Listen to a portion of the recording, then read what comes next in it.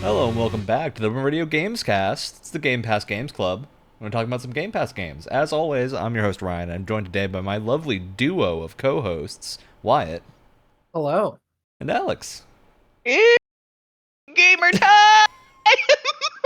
I love how incapable your mic was of handling that. Oh no! I could feel your mic on my end just going, nope, not even gonna try. Not even gonna try. Did it Alright. just cut the sound out completely, or Yeah, it just fully stopped. Okay. Fair enough. It's very Hey, funny. at least it cuts out the sounds of me chewing and Nope. everything else At least I do, it does. including speaking. Your mic's fine, Alex. Don't worry about it. nothing to concern We're off to a yourself great with. start. We're off to a great start. We're off to about as okay of a start as I expected. This has been the episode that's a long time coming of Game Pass games getting back in the groove. And by a long time, I mean this one we actually did have a reasonable amount of time between the two. It was just the last one took longer. So we're getting back in the cadence. We're going to be picking some games. We're going to have 5 people on Game Pass Games Club going forward normally. We're still only going to be doing 4 games because we don't have time to play 5 different games every month. I barely have enough time for 4. Yeah, we want to be able to give everything a good shake. So no 5 games, but we will have the other 2, Brett and Alex, joining us next time. For now, we're going to talk about some of the games that we played. So who wants to kick us off? Is there a game that we want to get out of the way first? Let's do Broken Age first. All right. All right. Let's do that. All right. Broken Age, developed by Double Fine, the very fine people that have worked on Psychonauts and Brutal Legend and some other tasty treats. We got ourselves here a point and click adventure game that was originally a Kickstarter project or an Indiegogo project, from what I remember. This was one of the first big Kickstarter successes in terms of. It had a lot of money controversy around that, actually, though. Yeah, because it released in 2 acts. From what I remember. Acts. Right. That was the Were big thing. were each of the stories split apart? No, Or- it was like No. there was a halfway point, and Oh. it cut off there, and then Act 1 and Act 2, which now this game released in 2014. It's been a long time. Oh, wow. It is very much complete. Yeah. But no, it's a very traditional point and click adventure. With one notable difference, or kind of 2 notable differences. We'll get into the second one in a bit. But the first notable difference being there are 2 different storylines following 2 characters in literally 2 different worlds. And you can switch between them freely, which is something that Ryan was not aware of for a little while.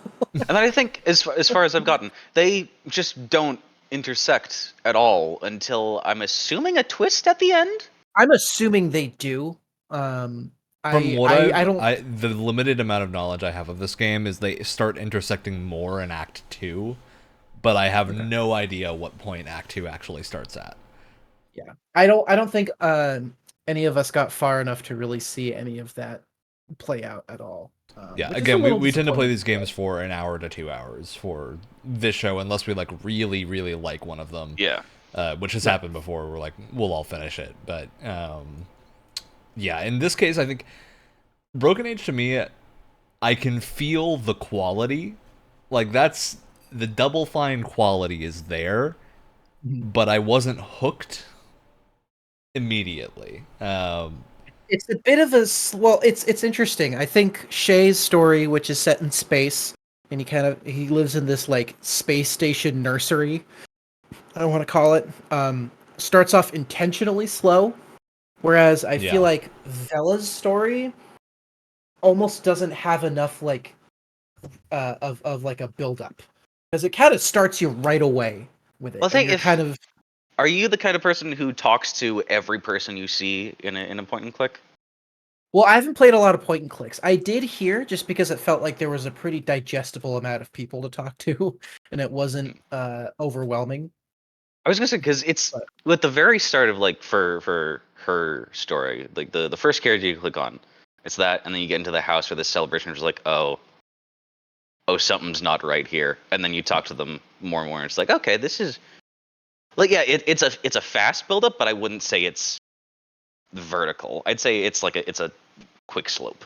It was a little too fast for me. I think like maybe like a scene of Vela walking through her town and people kind of talking about it, so you're getting a little bit more information about what's going on or the ceremony. It just felt a little too like, because the game takes its time in a lot of other areas. It felt like this was one of those things that they were for some reason just trying to get through as quickly as possible. I don't know if anyone else agrees, but it just felt the pacing felt a little too fast for me, at least in that spot.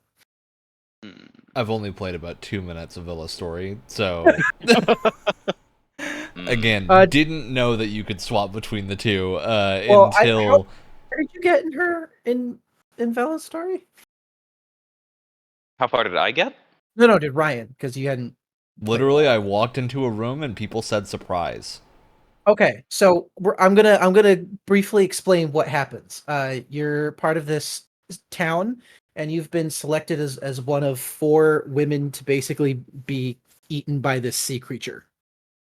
Well, I will say, so Shay's story, because I played most of, I think, the first half of Shay's stuff, assuming Act 2 is longer. So I got pretty far with Shay, to the point where like they were referencing the sacrifice girl as a story, which I assume is Vela. I assume that's what Vela's story is referencing. Right. So yeah, I got far enough in Shay's to have that referenced.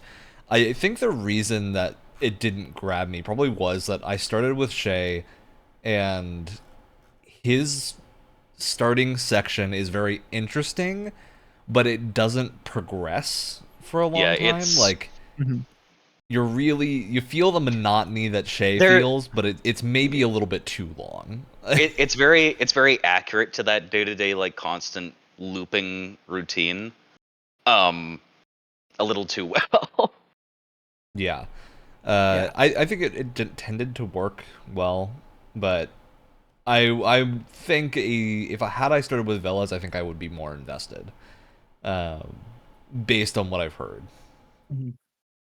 It's interesting. The entire setup is that it's you and 3 other ladies, and you're in these like you're in cakes essentially, and you're in these like very over the top dresses. It's like I wrote this down in my notes. The best way to describe the scene, Alex, I don't know if you'd agree with me, is the story of Andromeda and Perseus from like Greek mythology mixed with like a beauty pageant. It was the most bizarre thing I've ever. It was very strange in a good way. I'm ashamed of the amount of Greek mythology I've forgotten. I need to read more. It's like, oh, there's this lady chained to a rock. She's going to be eaten by this monster as like a sacrifice. And then Perseus has to come in and save her. Anyway, but they were like, oh, I want to be eaten by this creature. No, pick me. It was very strange to watch. because the years after whatever agreement happened, they've all turned into a bunch of pacifist losers that just made a deal with this monster and are okay with sacrificing all their young women to it. Which, no, I'm 100% with the grandpa on this. Come on, beat him up. Because it was insinuated that originally this village that they live in was supposed to fight. What's it called? Oh god, I can't remember the creature's name off the top of my head. Something. It's an eldritch horror. Yeah. Think of like a big Cthulhu looking thing, or like a flying, spaghetti monster type situation. But no, it was an interesting start. Again, I just kind of wish like the build up to you like going to the ceremony was a little bit more, and like maybe you got to see a bit more of the town before you just left. Wait a second. Is it Mog-Sothoth? No, I don't think so. Yog-Sothoth is an actual thing. Yeah. Ugh, where's Griffin when you need him? he's like 20 feet behind me. God, and I just remember that as I was listening to the I Saw Mommy Kissing Yog-Sothoth Christmas music. Okay, earlier. What?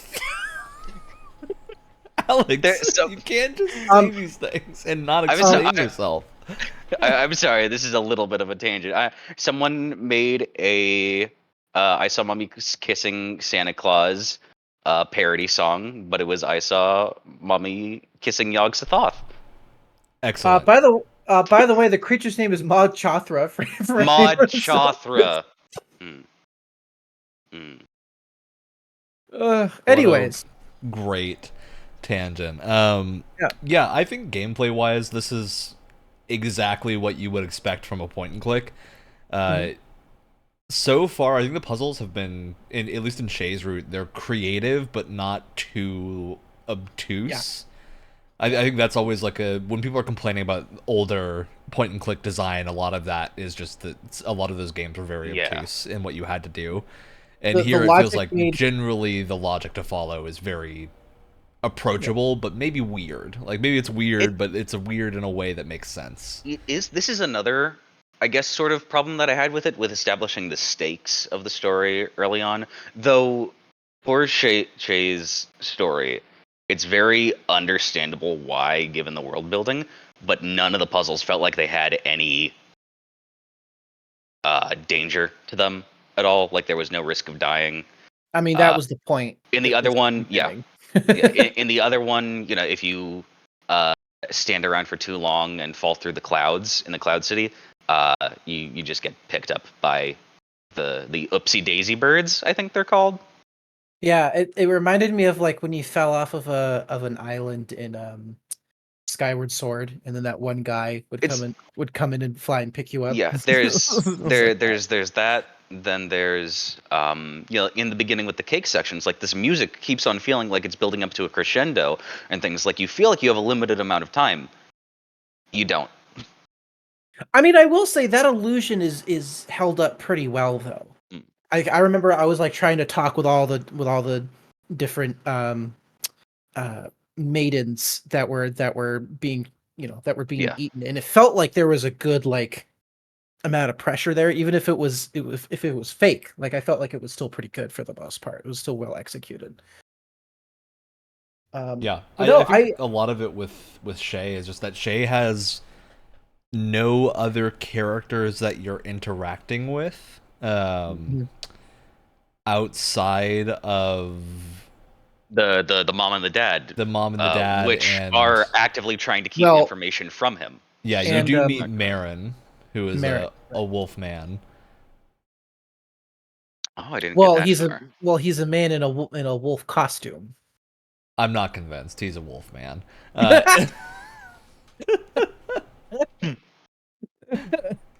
Yeah, there is either a man in a wolf costume, as he claims he is, or an actual wolf man that is in your spaceship and living in the vents and whatnot, who has you do a bunch of weird tasks to supposedly rescue things.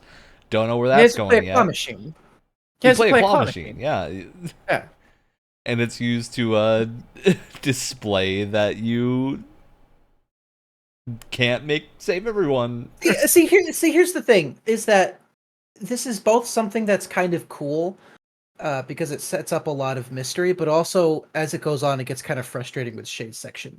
Everything that's explained to you is so vague that you're being kept in the dark, and you know that there's more going on, which is interesting, which keeps you playing. But at the same time, there comes a point where you can't really rely on that anymore, and you're like, I need something concrete. It's the one time that drip feeding is acceptable.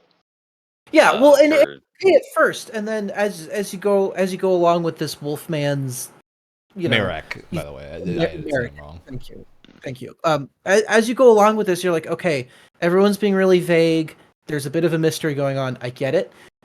Like I said, there's a certain point where that gets just aggravating. And because it's like, Merrick is, to me as a player, clearly reading as suspicious. Clearly reading as suspicious. At no point does Shay start to question if Merrick is suspicious at the point I'm at of the story, and I'm just like, okay, well, are we gonna get to a bit where this third rescue that I have to do is like a reveal of him being suspicious, or is it gonna be a reveal of like Merrick is actually a good guy and he's on your side? And just rule of threes seems suspicious. So, or is this whole thing an extension of like the two overseers, those two like AI? Yeah, but that was something that I had in the back. That's what I'm wondering too. Like, maybe this is meant to teach you about danger, but then it's just like, this is weird. Now you could argue You could argue that because Shay has been in this giant nursery seemingly for his entire life, he's very naive. You could make that argument. However, from a player's perspective, it's still infuriating because they're making it so obvious. Well, he's definitely annoying young adult, like novel type, naive, but also, just bored and done and tired and exhausted with his current situation, where, he thinks he knows everything. He's like,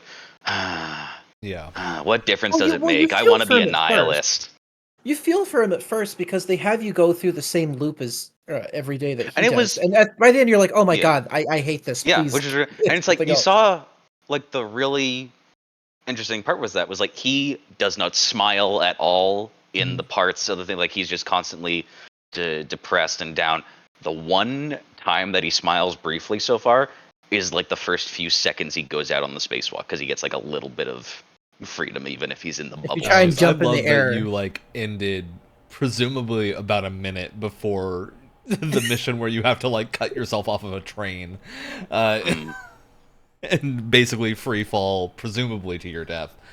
So yeah, it gets wild. It gets real wild. I think it's just odd though, because I'm looking up a like walkthrough just to see how far in I am, and I'm at the end of Shay's storyline.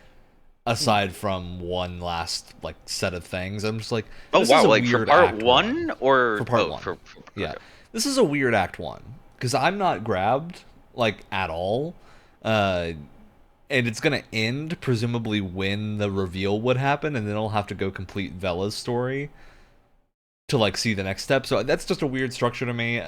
Maybe it will feel better, because I think I will probably keep playing this game. Especially considering I think it's only 10 hours long or so. It's not a super lengthy game. Like, considering I'm already most of the way through one of the like quarters of the game, it seems reasonable to actually get through the rest of it if it continues being interesting. I do think part of it might just be that Double Fine's character designs are always a little unsettling. Yeah.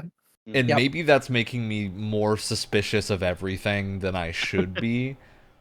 But at the same time, like, that's maybe a problem in this scenario. I have written here character designs are an acquired taste. I will say I do like them. No, I do too, and I love the just the art style in general. I think it's great. Very if Psychonauts was held by the feet and swung around a bit until they were elongated. Yeah, that's a good way to put it. However, there is one thing with the art style that I wasn't a fan of, and I'm sure you two noticed this too.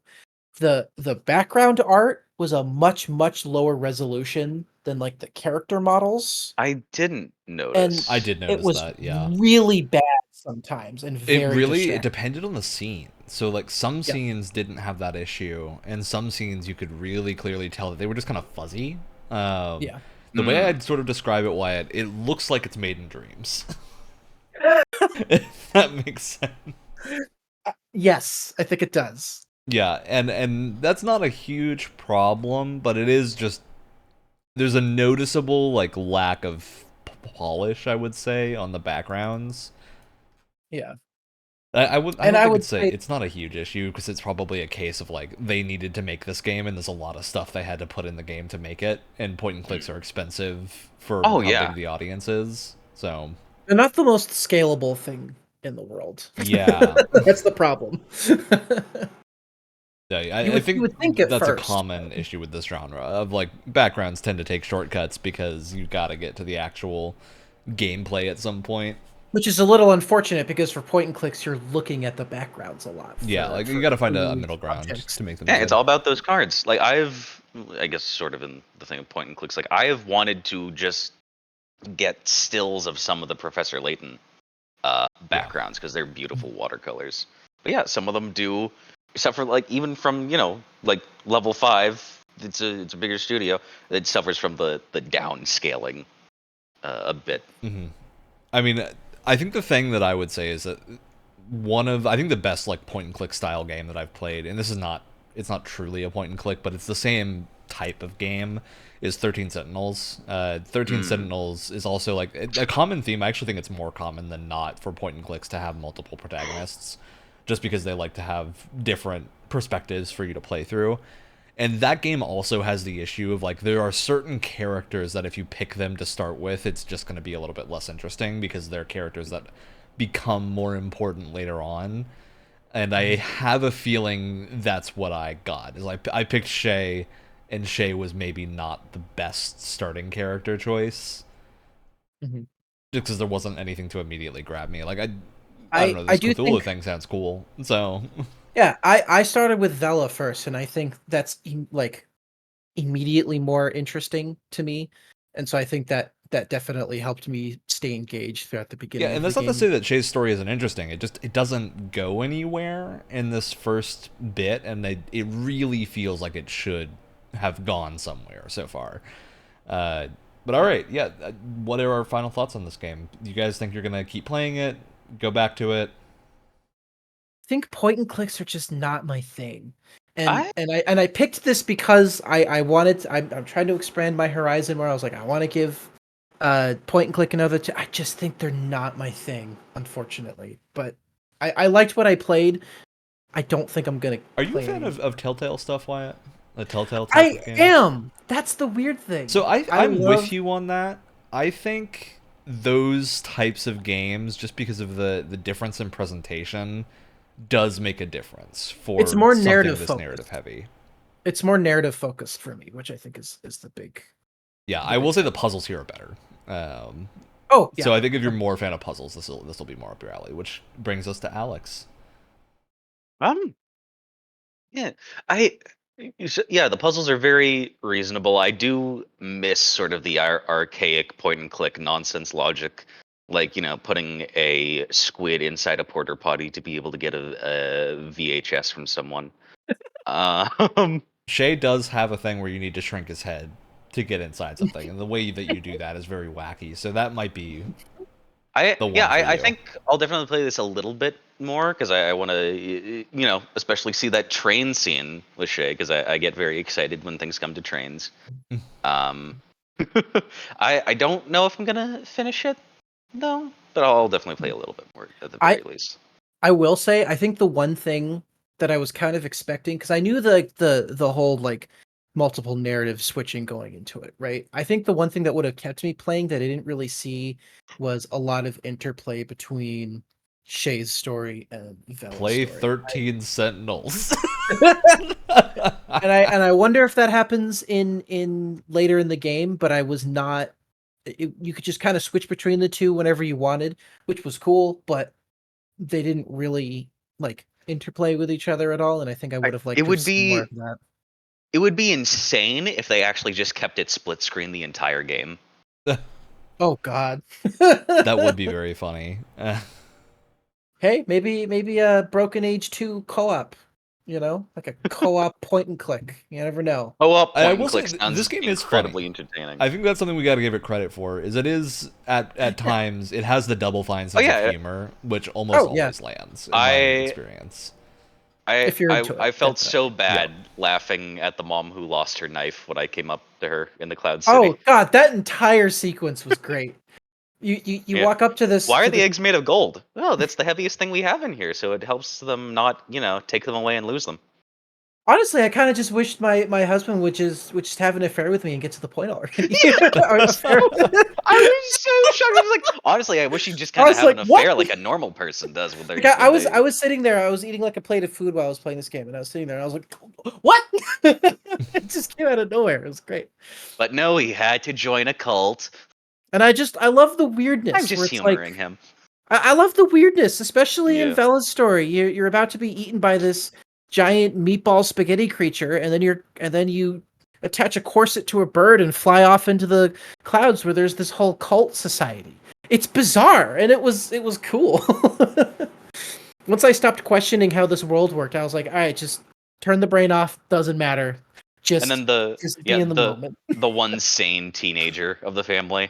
When you go to them, it's like, I really feel bad for your situation. Yeah, take my ladder.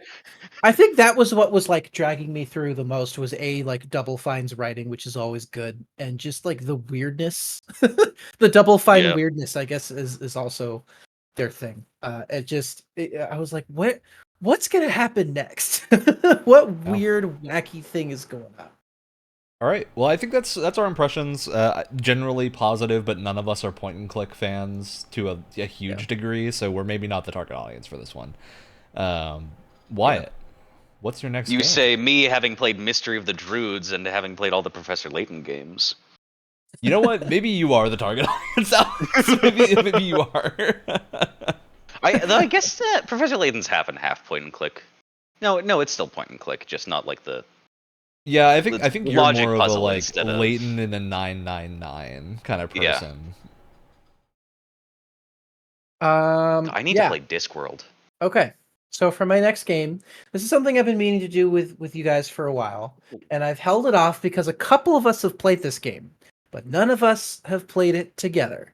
My next game is Sea of Thieves, and I cannot wait to play with you guys. We are doing a stream where we're all playing it together, or at least at some point where we're all playing it together. I cannot wait. I cannot wait. Only if we get to reenact the Captain meme. Where the ship just flies over another. Captain!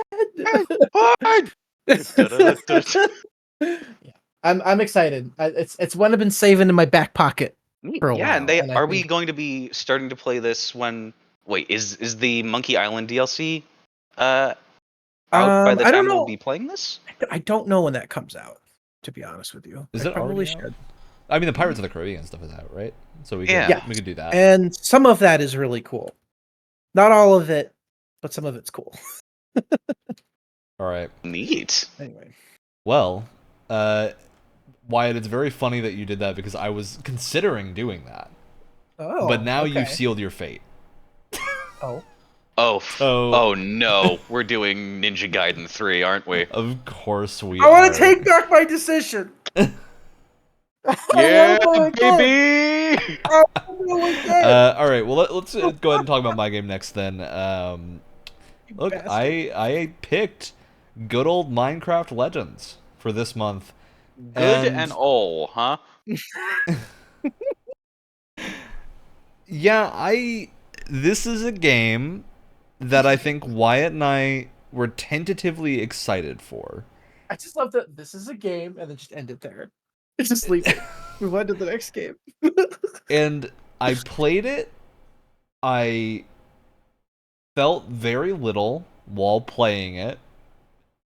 I don't think this is a bad game. I want to lead off with that. I think this is fine. It's a fine game for people that are children. Like when you say you felt very little, do you like not to the extent where it left you numb inside? It just didn't really. No. It was just like at no point while I was playing did I have like a high point. And I think like let me describe what this game is for people that haven't played it. This is you run around on your horse in a Minecraft world that's randomly generated. You need to defend a bunch of villages, and you have different units that you can kind of command and spawn and place around in order to attack things and whatnot. Very thematically like an RTS, but it does not play like an RTS. This is more of you are controlling a squadron of things and moving them around. I think the thing for me that didn't land here is it doesn't feel like there's enough in terms of like the base building or anything that really led me to interact with it more than was just the bare minimum of necessity, because it felt like you've got these randomly generated villages and you defend them, and then you have like attacks that come from different directions, but because everything is like a circle, it's hard to create an interesting like layout for them to go through. Whereas like the traditional way that like a tower defense game or something, or even StarCraft or the other RTS games work, is they have maps that have like choke points and various areas like that become the sort of like place where you can funnel your forces to actually like blockade them there or do something different and just play with the terrain a little bit. That really was lacking here, and I think that's such an integral part of why these games are good. Yeah.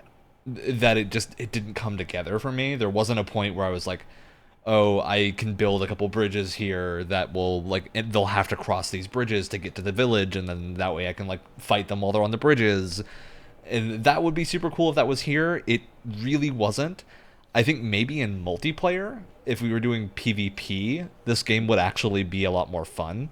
Um, Mhm. we didn't have a chance to do that. So I'll caveat this with saying I think this game would be a lot more fun in PvP. Even just like casually with friends, because you could have some fun tactics, like do something funky with your bases that feels like it just wouldn't be super possible in the base game.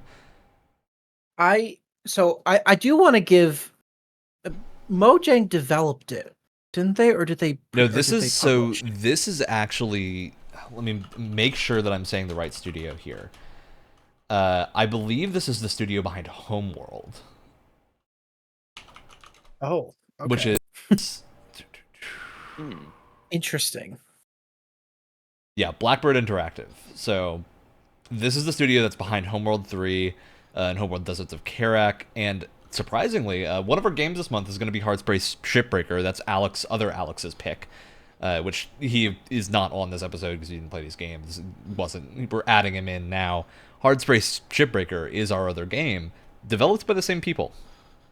Blackbird Interactive, they're a good studio and they know what they're doing, especially when it comes to strategy games. I think the Homeworld stuff that they've worked on is legitimately very, very good. This felt not like them at their best. Like it was polished. The controls are good. At no point was I really fighting with it. And what I was going to say was I can really respect them taking the Minecraft license and doing something weird with it. Because Yeah. what they did before this was they had Minecraft, and then they also have, was it Minecraft Dungeons, right? Mm-hmm. Which, I'm all for taking Minecraft and trying to go into different genres and do different things, but that felt very like baby Diablo or baby ARPG, right? Yeah, and And at not least in a this like derogatory takes way, but advantage of having like the building things. Like yeah, it's you do unique. have base building here that is definitely, I think, very welcome in its inclusion. But Yeah, it's a very unique idea, unique to the point where they had a hard time describing what it was, which is something That that makes Ryan sense and I now. had talked about a couple times. But mm-hmm.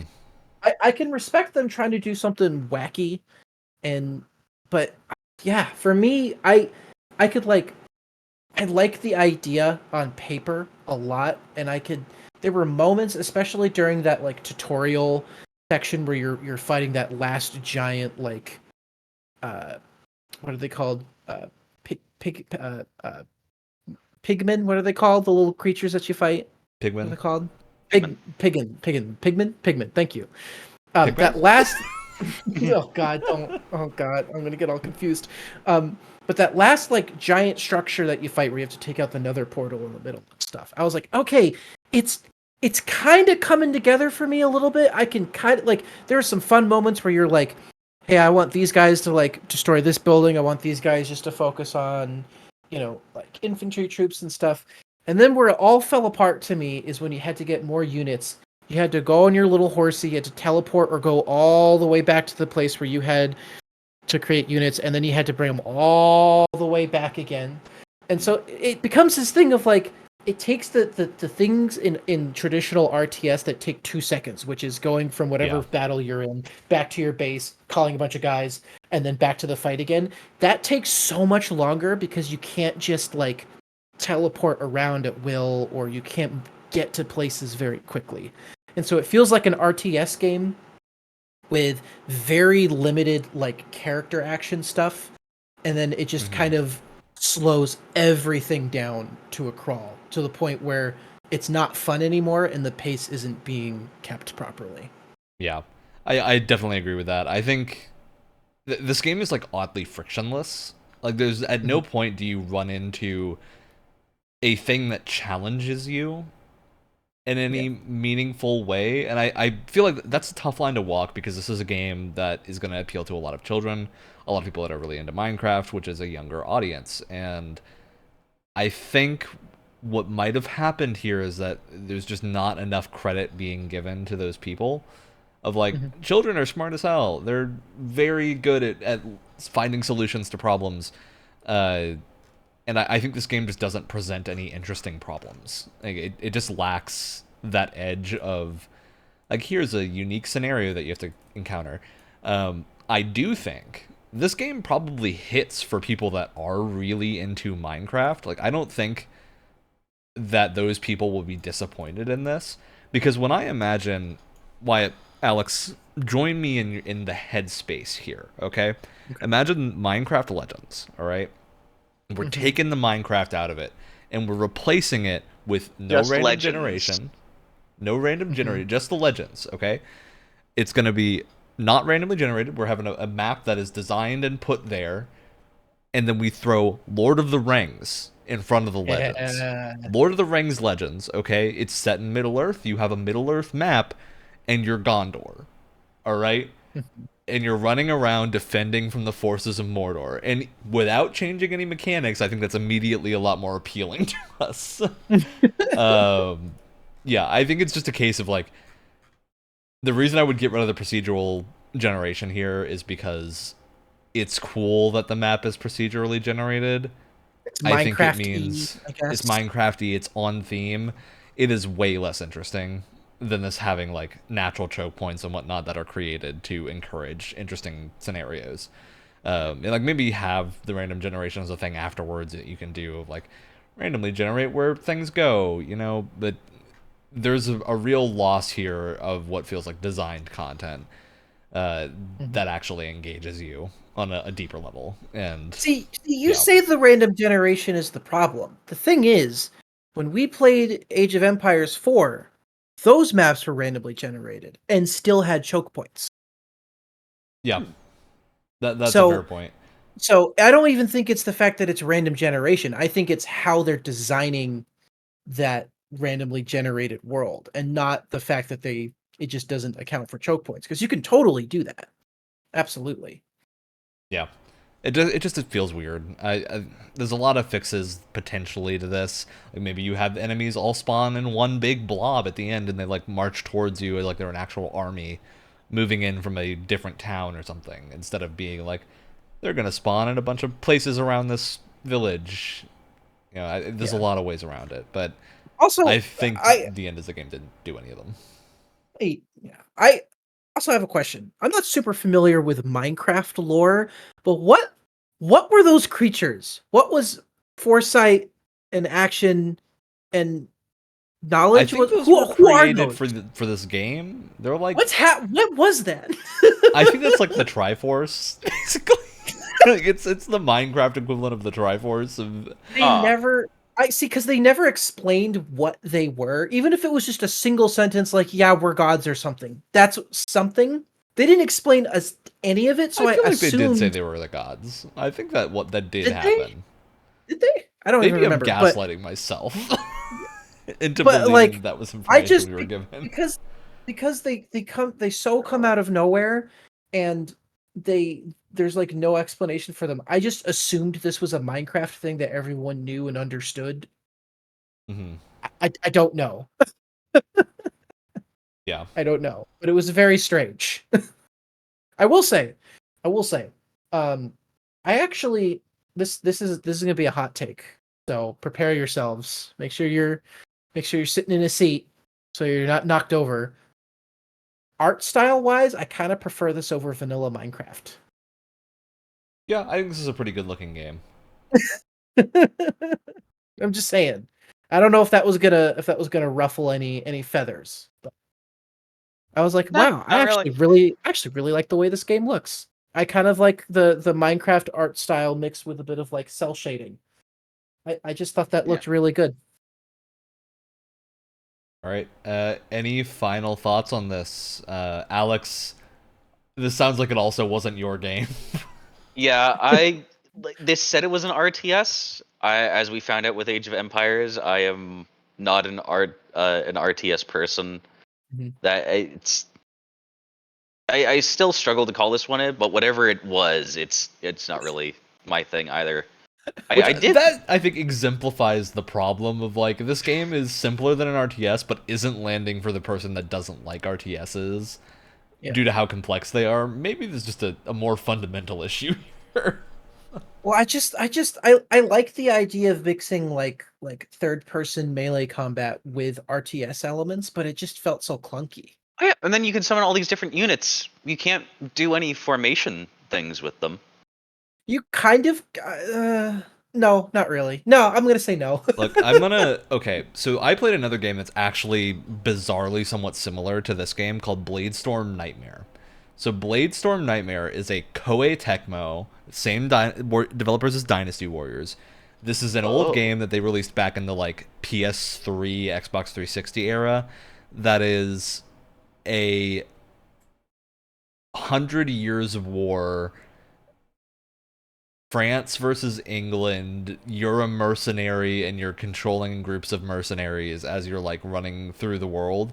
It's Dynasty Warriors, but without, instead of being a character action game, it's a Dynasty you Wars, have like but a Europe. unit of people around you all the time, and you're like moving them around, and you can order them to do different things. That game is much more engaging than this, and that's weird because Bladestorm Nightmare is not a great game. Like it's really really specific in who it's for, but it has so much more variety, and like your unit types make a difference. You don't have to like go spawn units. You just have you do not control like the towns that you have. The towns will automatically spawn allies that like run towards the other like enemy things, and you can take over any unit that's been spawned. So it's more about like finding the right units to solve a problem and then going in and like securing an objective. You can control groups and swap who you like play boots on the ground as. Is that what you're saying? You're always playing boots on the ground. So you're always playing like essentially, like the person with the banner in a like medieval engagement or something that is like ordering around units and whatnot. You're that person. So you're like the leader of a group of units. You're always from a third person perspective running around, but you can look on a map and like go find people to command.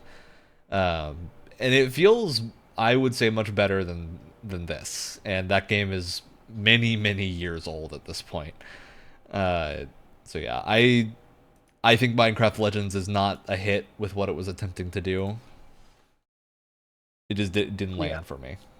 This reminds me, I'm trying to find the title of it right now, but there was a game that came out many, many years ago at this point. It came out a broken mess, so I think people just kind of forgot about it. But it was a RTS where you could also control any of your individual units in like a third-person shooter type situation. Yeah. And it was set in the Civil War, where a future military army comes from the future, and so it's Civil War. Is this the one where the mixed president's with, time like, travel?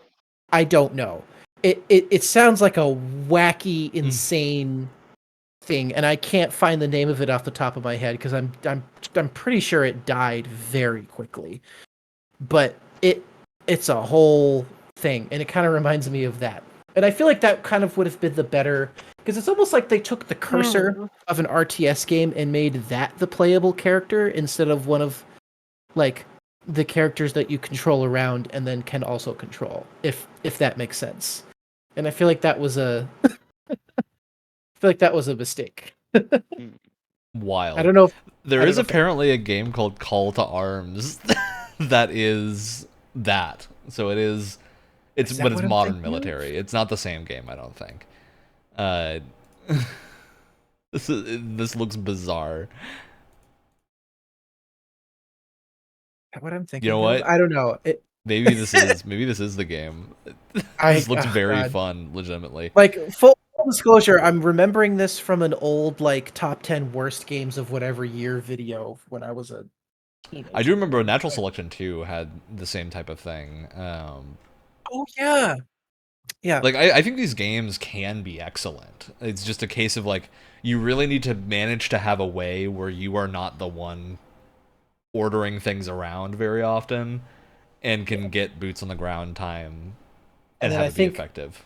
Yeah, and I think the ultimate thing that really killed it for me is that there's only one way to really select your units on the battlefield, right? And that's to rally your troops with a little circle, right?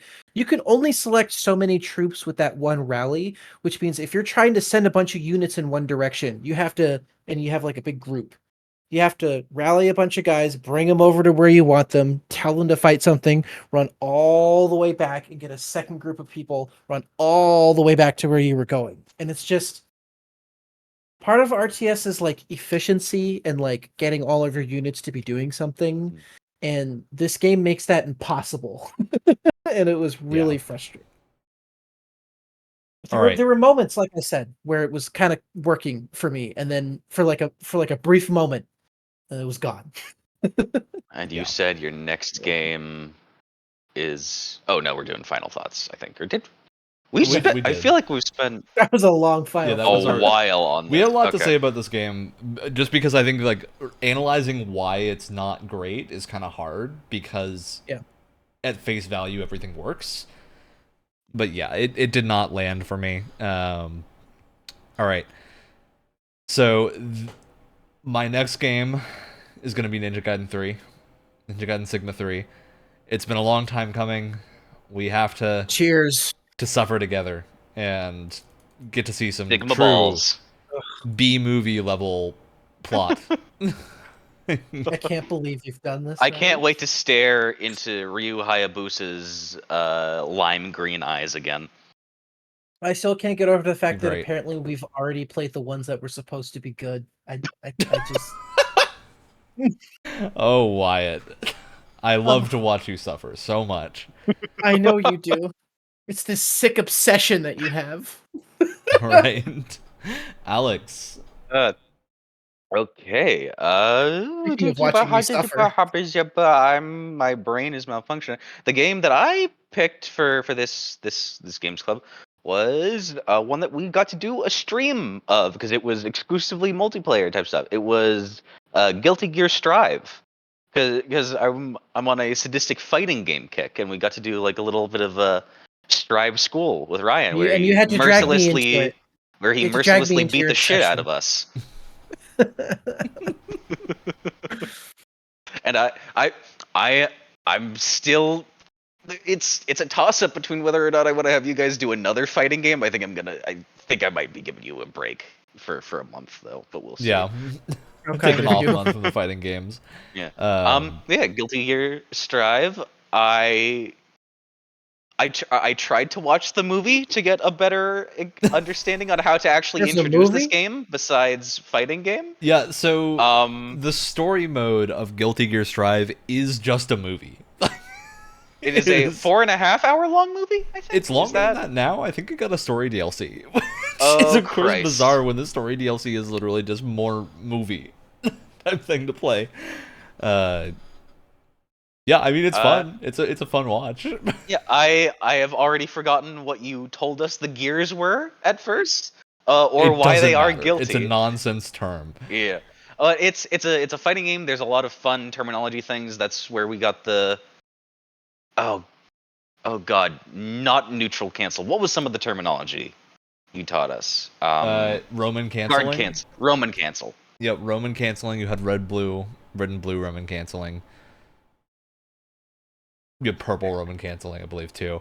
So, Oh god, I completely forgot about colored Roman cancelings. yeah, I've been in the Street Fighter 6 zone, so Roman canceling, I would have to remember which color is which. But yeah, it's I think it's an incredibly competent fighting game. It is. It Strive- definitely takes a lot of time to get used to if you're either new to fighting games or have played like another wacky one that isn't really. Which a lot of fighting games, to their credit, are very unique in how they handle a lot of mechanics. Like I'd say, if you're looking at something between Mortal Kombat versus Guilty Gear versus Soul Calibur versus All-Star Battle R, they're all insanely different on how they handle mechanics and just the basics of the fighting games, with how many attack buttons you have, the different types of combos you're able to pull off. How often they want you to do stupid half circles, which are still impossible for me for some reason. Quarter circles, yeah. Oh no, like full half. I can do quarter circles You pretty do well quarter circle now. reliably now. Half circles are still beating the absolute crap out of me. The Can't trick with figure out how to half do it. circles, you have to make sure your finger stops at the half circle. You can't, because a lot of people will rock their finger too far and hit like the up diagonal instead of stopping at the forward. So that's often I found the problem when people are trying to do those. But yeah, Guilty Gear Strive is, I think, generally more accessible than most other fighting games. It does not have the auto combo or other things that a lot of like Dragon Ball Fighters has and whatnot that make fighting games really accessible. But at the same time, like those things have a knock-on effect of meaning whenever you have a system that makes something a little bit more accessible but uses an entirely different control method than the rest of the game, there becomes like a gap between like, okay, you can play with that and then succeed to a degree, and then you have to swap to the actual method of controlling the game, and now you just don't have any experience because you haven't been using it. So I will say having like usually story modes and things do help with accessibility instead of just throwing you into the PvP pool, where even when you're going with tiers of players, you'll still get comboed to death in one hit on multiple occasions.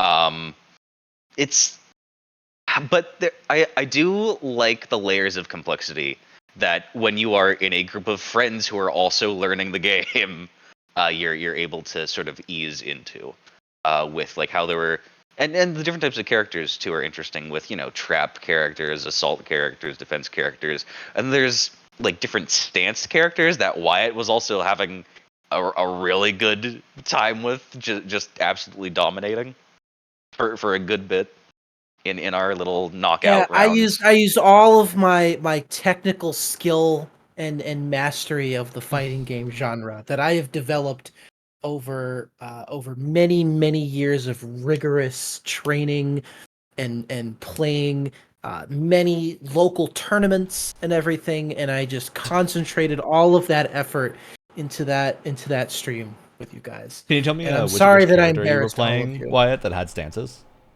Oh, I played the guy that looks like that looks like the Castlevania character. Yeah, that guy. You know his His name? weapons were like two giant crosses, right?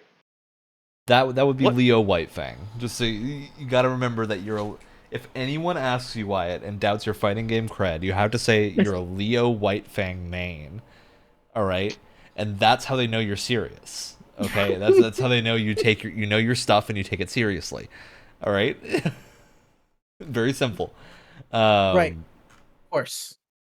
yeah, I mean, my perspective is skewed. I play a lot of fighting games. Guilty Gear Strive is one of the better current fighting games. I think Street Fighter 6 right now is like a very good alternative in terms of like what a competitive fighting game looks like. But yeah, Guilty Gear Strive is extremely fun. It is easier to learn than most other hardcore quote unquote fighting games. If you try to go learn like one of the older Guilty Gear games, it's going to be a nightmare. Guilty Gear Strive is definitely a lot more approachable in that sense. Of character move lists are not super long, and the way different things work is very understandable. So yeah, I think it's a good starting point if you want to jump into fighting games, but not you wanted to start learning how they actually play, and not learning auto combos and other like bad habits from other games that will not make you able to compete at like a competitive level. Uh, there's not a ton here if you're not interested in PvP. I think the story Yeah, mode is is a cool. movie, It's as a we said. movie. Like it's a There literal is no movie. gameplay. There It's in is not engine any though, right? gameplay. So that's Yeah, that's it's a neat. movie. You can play arcade mode, which is like the traditional. You get a bunch of fights in a row. There's a lot of other stuff here, but if you want a like meatier fighting game for single player, look at Street Fighter 6 or the older BlazBlue games. All have very in-depth single player offerings. So yeah, Also, I think you'll get a lot better there. uh, if you're a JoJo fan, you can just play through uh the first 6, almost 7 parts of the oh my god, the manga and the show for All Star Battle are. I don't know if they're gonna do It's a story terrible way to experience that story if you do though. It is you will fight all the random bosses and get none of the in between. Yeah, it's there's little taglines. Don't go into it if you haven't seen JoJo before.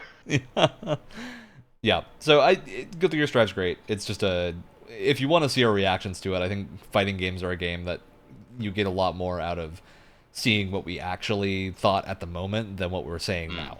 So yeah, I think that's the case. Any other final thoughts on Guilty Gear Strive? Excellent. I will only be playing it again if you guys want to play it again.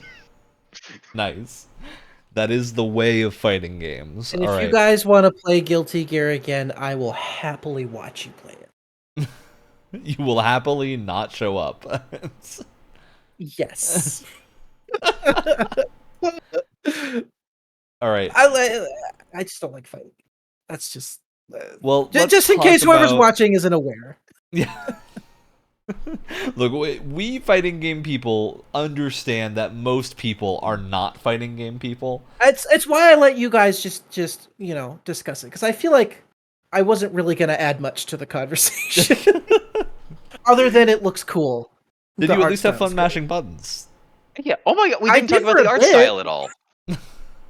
It is beautiful. Guilty Gear Strive is a beautiful game. It has some wonderful, like 3D watercolored-esque backgrounds and the fun cel-shaded characters. It's always a fun mix. All right, well, let's move on. Alex, what is your next game? My next game is, let's get the title correct, The Bookwalker, Thief of Tales. Ooh, I am so glad you picked that, because I wanted to play that. It looks so insanely fun. It looks like a really good sort of indie-esque mix between Thief and Dishonored.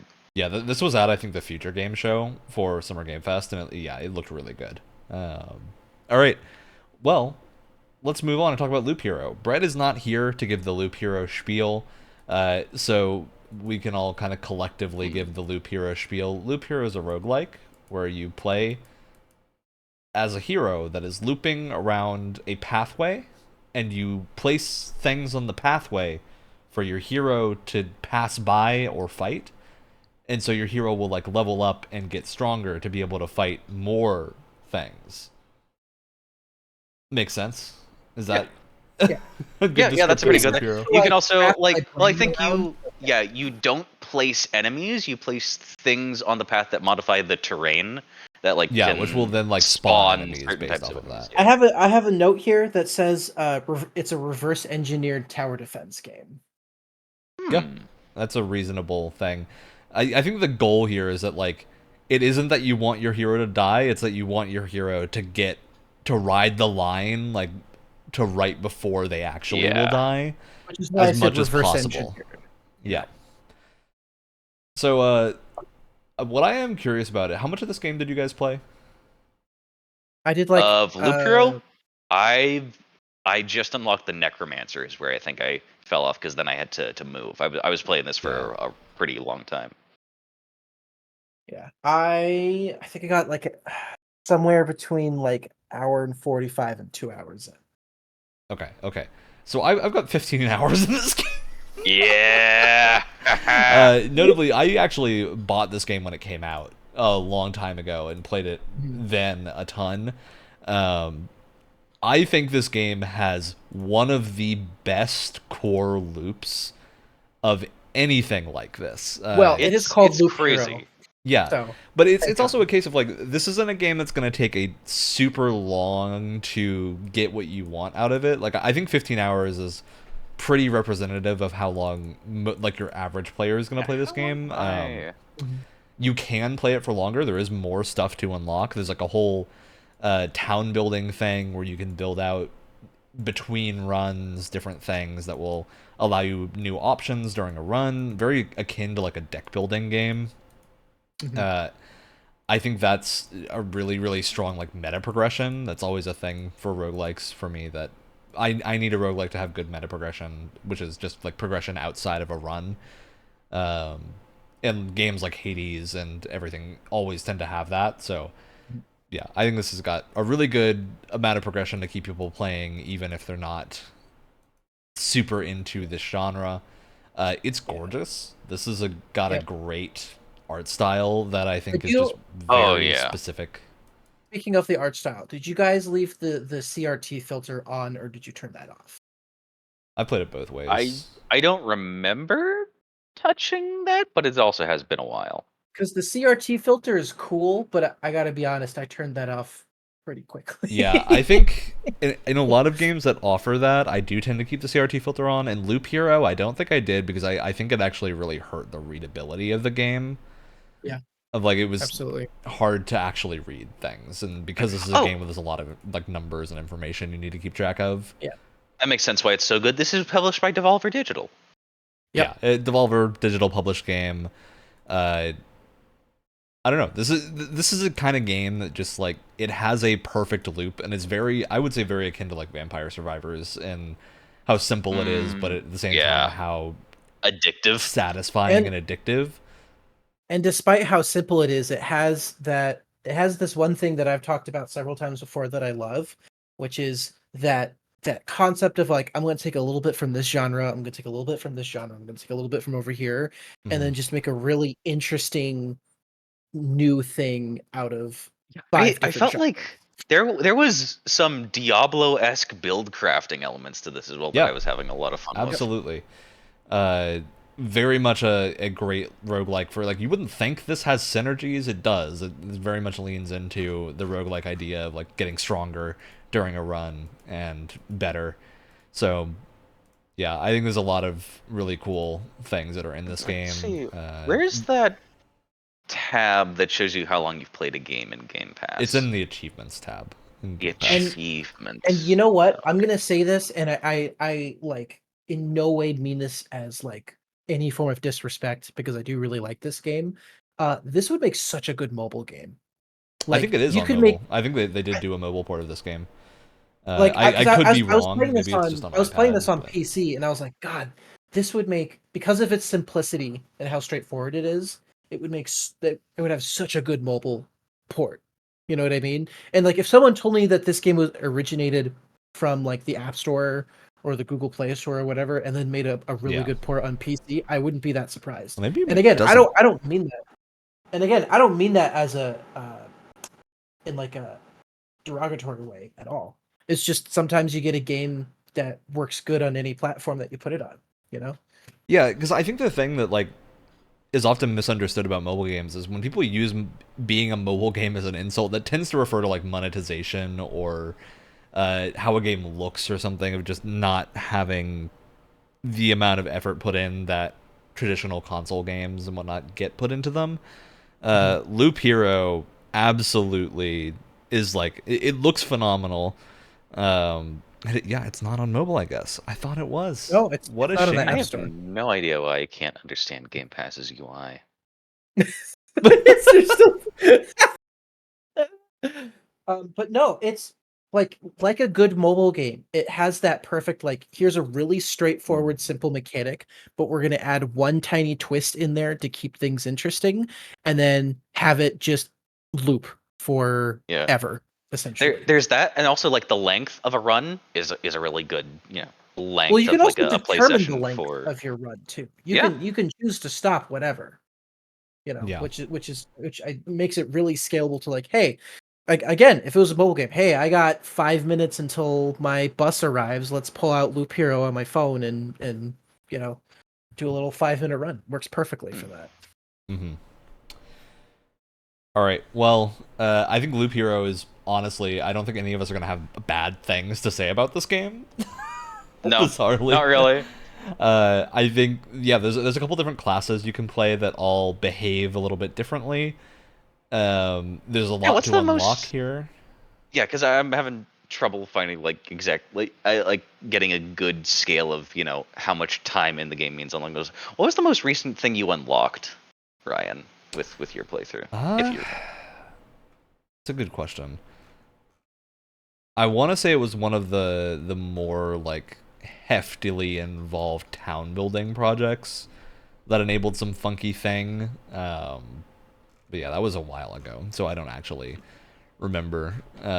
Class wise, I mean, the Necromancer is the last one you unlocked. So Oh, okay. So yeah. there is only those 3 then. Yeah, there's 3 classes, but you unlock a lot of stuff through the town building thing that like augment them in different ways. So yeah, there's a lot of like stuff to continue to unlock, and the town building stuff I think lasts for much longer. And every time you unlock a new class, it like unlocks new buildings that you can build Yeah. and whatnot. So there's a lot to actually go in and add. Yeah, I Alright. like the town building tree. Town building tree is super cool. Getting resources, yeah. This is just a very satisfying game. It's great to make incremental progress at. When I stopped like doing the okay, I've experienced like a good amount of enemy stuff. I discovered that the rogue is perfect for resource grinding. So I was just doing that. I was building up so many like mountains and putting the like doing I think it's the treasury and then doing the mountains around those, getting a nice 3x3 Yeah. block. Boom. I also love how it doesn't tell you absolutely everything. Like the first time I put down a like 3x3 grid of the mountains and I got And the then it giant just mountain peak, and I was like, oh, that's cool, give me a bunch of resources. And then it stopped there. The harpy flew down. I was like, what's going yeah, on? yeah. Unfortunately, I found out the hard way that it's like, oh, you can only do that like once per map. It doesn't. Oh, damn. Yeah. And then I started doing that with like the meadows and stuff, and nothing Mhm. happened. But now I'm like trying And all the sorts of synergy they wacky have stuff. when you place them near certain tiles. Yeah, Yeah. that's good stuff. All right. Well, Loop Hero, I think universally gonna get praise. I want to know. So I'm gonna ask Brett what his opinions on this game in particular are next time he's on the actual podcast, because there's a lot of things here that I think are gonna tickle his fancy, and it also was his pick. So yeah, we'll follow up with Brett and see what he thought about this game next time There we is have him. there is an interesting thread between this and Broken Age, where both games surprisingly existential, Yeah. which I was mean, Loop Hero kind of really hits you interesting. with it immediately. Oh yeah, well, especially when the harpy shows up, you're like, oh wait, hold on a second, wait a minute. Yeah, and the like meta story here is that the world has stopped existing basically, and you're having to like put chunks of it back together as your Or your characters running memory. around, and like characters keep reappearing and just falling into their familiar roles and whatnot. And yeah, it's really interesting.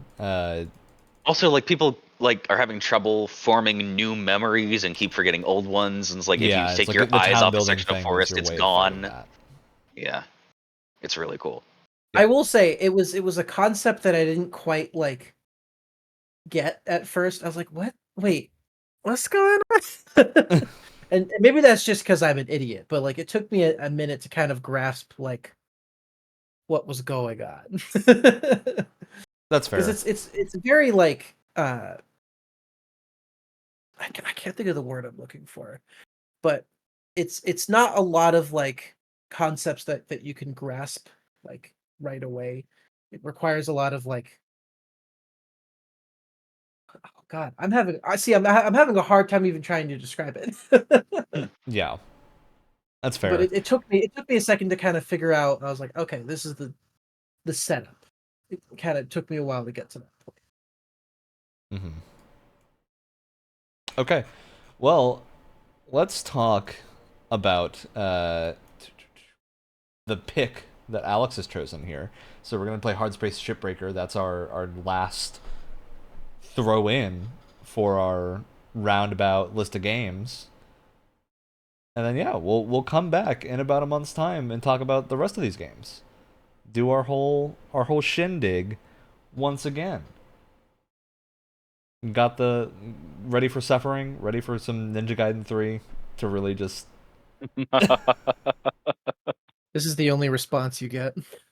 look, at least you'll be able to clear your Ninja Gaiden 3 PTSD with Exoprimal, because Exoprimal is also out this month. So I would have chosen it, but it comes out in the second half of the month, so it feels like we wouldn't have had enough time. All right. that's the episode. We did all the games. We talked about all the stuff. I think it's time now to do shoutouts. I'll go first. So, while you guys were talking about Guilty Gear, I found the game that I was trying to reference. That weird Civil War RTS game. It is called Gettysburg Armored Warfare, published by Paradox Interactive. What? Yep. My lord. What? Yep. I have to. By is, Paradox. And to be clear, like you saw a little bit of this isn't the one with time traveling presidents in it, is it? I don't think so. Like George Washington doesn't show up with a Gatling gun. So this is the description on Steam, which, for the record, it is no longer available on Steam. Customize an army of both futuristic and period soldiers, tanks, boats, zeppelins, and more. Control your army from above using traditional real-time strategy controls, then take control of any unit in the third-person perspective for direct combat. Oh my god, what if it is? What a bizarre game. Yeah, I really am just seeing like Civil War soldiers decked out with laser guns. It's also it released to a point where, like, if you're driving in a tank and there's like a stone wall, you hit the stone wall doesn't break apart, it just disappears. And then you just drive right on through it. Total Biscuit did a WTF is in this game Oh, way back in the day. Oh, I'm gonna have to watch that. What a great thing! What a wonderful game that you uncovered when I was younger. All right. Anyway, top that. Okay, Alex, you have a shout out. I'm having a fun cooking weekend. I've made a lot of stir fry and chicken and rice noodle dishes and things like that, and also some unfortunately loose chocolate oatmeal cookies. It's been a fun weekend. Nice. That's just some nice calm cooking and baking. All right. Well, my shout out is the fact that a bunch of Diablo IV developers got in a karaoke bar last night, and we were out until 1 a.m. And if my voice is kind of dead, that's why. Very fun time. Don't trust people when they say the karaoke bar is only going to take an hour. It takes much longer than that. We were there for nearly 6 hours. I don't understand. You were hanging out with Diablo IV developers? How do you know Diablo IV developers, right? I work on Diablo IV. My opinions are my own. This is not a podcast in any affiliation with Blizzard Entertainment. Here we go. Oh, okay. Gotcha. Thanks for clearing that up. I have to really, then reiterate it because now it's going to go on the YouTube. You know, I know. All right. Well, we're going to get out of here because we've got things to do. You know, it's the big fireworks weekend. So let's blow this popsicle stand, boys. I know for one, I am going to stay inside and play games. Yeah. Fireworks weekend. I am going to look out the window and see if I can see fireworks and hope they aren't gunshots. Well, where I live, we do fireworks on the 3rd for some reason, and I also work that day. So I'm sure it's going to be completely packed, and I will barely even have time to take a sip of water. So, you know what else we don't have time for? Wyatt. This conversation, because the outro is playing right now. Your segues. As always, Tuesday mornings at 7 a.m. Pacific time on the podcast platform of your choice, YouTube and Twitch. Reminder, on weeks where we don't have podcast episodes, there is traditionally something going up on the YouTube channel, which is at Double M Radio Gamescast.